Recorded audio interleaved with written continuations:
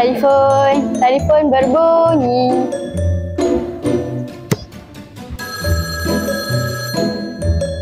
Telefon, kami datang. Telefon berbunyi. Ada orang makan rasuah. Ada orang makan rasuah.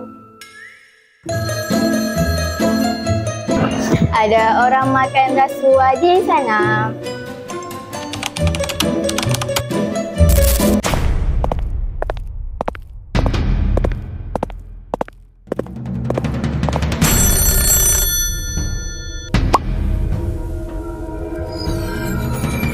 Apa kes kali ni? Di mana berlaku?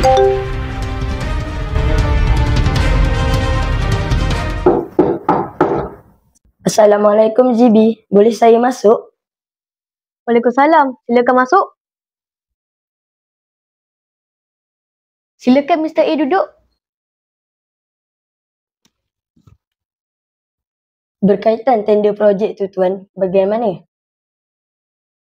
Saya dah dapat surat daripada tuan. Kalau syarikat tuan dipersetujui oleh jawatan kuasa lain, saya akan proceed. Tuan GB, pilihlah syarikat saya. Syarikat saya dah banyak buat projek. Semuanya cepat dan menjimatkan. Tak apa, nanti Tuan GB fikir balik sebaik mungkin tawaran saya ini. Apa ni tuan?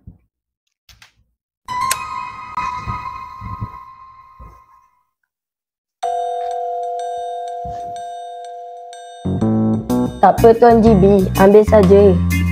Ini hadiah daripada saya.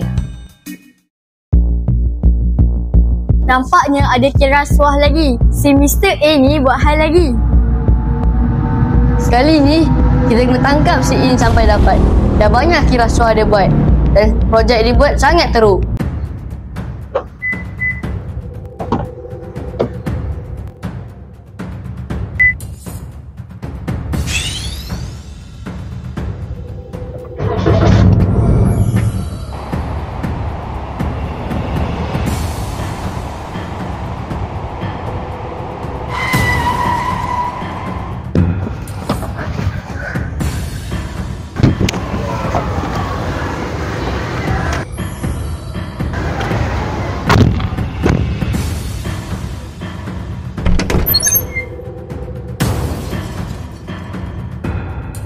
Mr. A, kali ni kau takkan terlepas.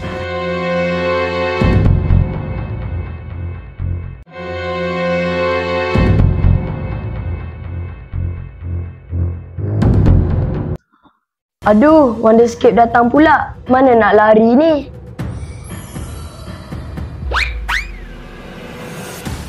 Kenapa ni? GB, si A ni penjaga yang terkenal dengan suka beri rasuah. Kami telah bertahun-tahun menjejaki si A ni. Licik betul si A melepaskan diri. Setelah bertahun-tahun cuba untuk menangkap Mr. A, akhirnya telah ditumpahkan oleh Wira Celik Anti Rasuah, Wonderscape. Cegah rasuah, tanggungjawab bersama.